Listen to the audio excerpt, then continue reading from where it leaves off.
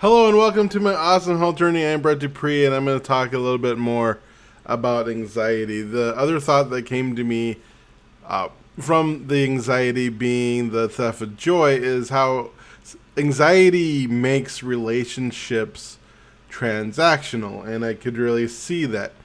Because that idea is how you do anything is how you do everything. Well, it's just a saying, but when you really work on something and you see it in other areas of your life, things are applicable.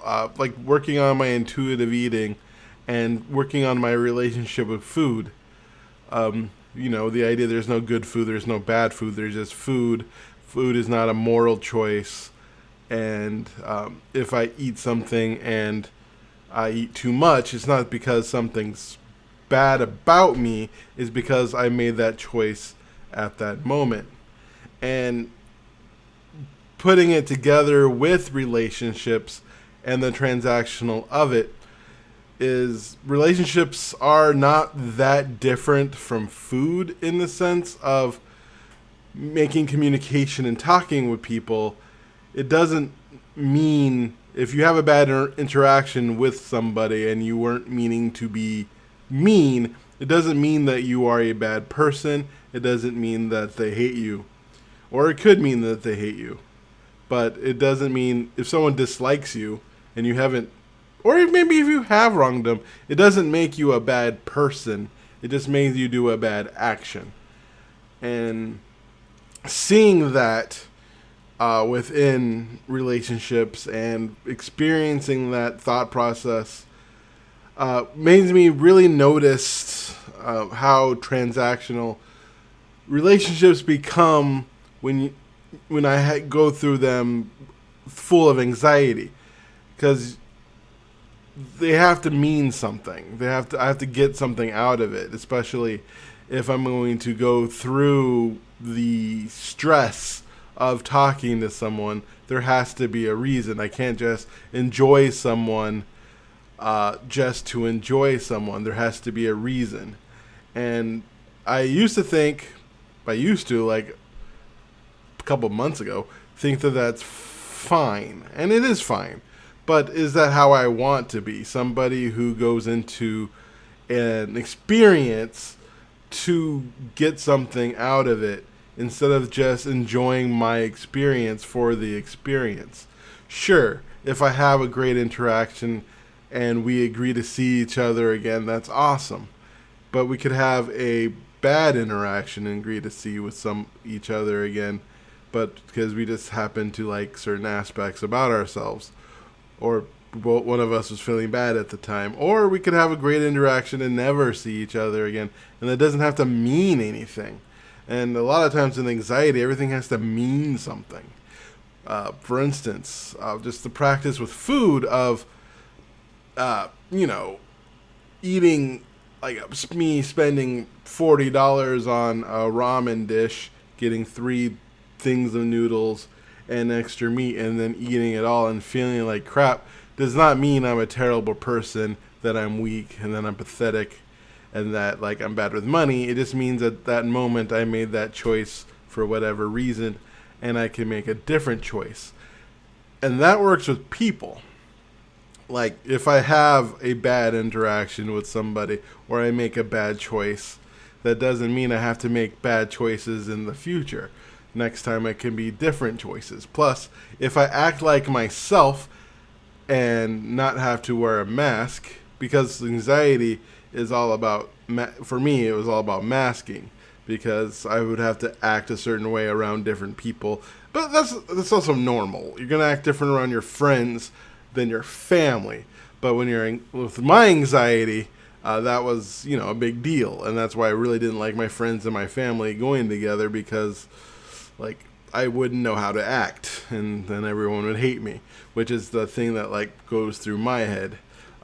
So and so hates me, so and so hates me, so and so hates me. That's like my favorite thing to say in my head. But if I take away from that thought process and recognize, they might hate me, but does that really matter? Do I want to hang out with somebody who doesn't like me? And do I want to be someone I'm not for someone to like me? That's exhausting. That doesn't sound like fun. And they don't really like me. If I'm acting like someone I'm not to get someone to like me, then that person doesn't like me. They like this persona I created. And I want to be me. I want to be, quote unquote, as New Age hippies like to say, my authentic self.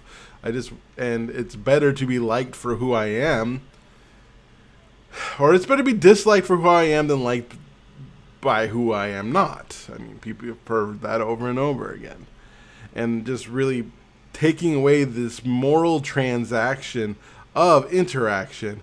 And I really experienced that with the speed dating of just enjoying the moment and enjoying that interaction for what it is. And that's what I did at that ecstatic dance. Every time I had an interaction, I just didn't worry about what it meant. I just enjoyed each interaction for what it is. And if it led to more interactions, which some did, awesome. If it just led to a kind of awkward smile later of like, yeah, we talked earlier, that's fine. If the person just ignores me for no reason or some reason, that's great. It doesn't mean anything about me morally. It just means A, they didn't like that interaction. B, they liked that interaction, but they don't really care to talk to me anymore. Or C, I guess that's pretty much it. And that doesn't matter in the gigantic scheme of things. I mean, especially in those situations, chances are I'm never going to see that person again. Or and honestly, with the way my brain works, I probably won't even remember them. I mean, in fact, I forget people I've had good interactions with, which just shows even more. Like, if I meet a person a second time, they might be like me and just do a bad job of remembering people, which is fine. So one thing I'm working on is taking the transaction away from interaction and to just accept things the way they are. And this is constantly the acceptance of the reality of the moment, which is now, and enjoy each interaction for what it is and not worry too much about what it means, because it doesn't matter what it truly means, because it's always going to mean what I want it to mean to me, and it's going to mean what they want it to mean to them, and it doesn't matter. You're right? It doesn't matter on the whole.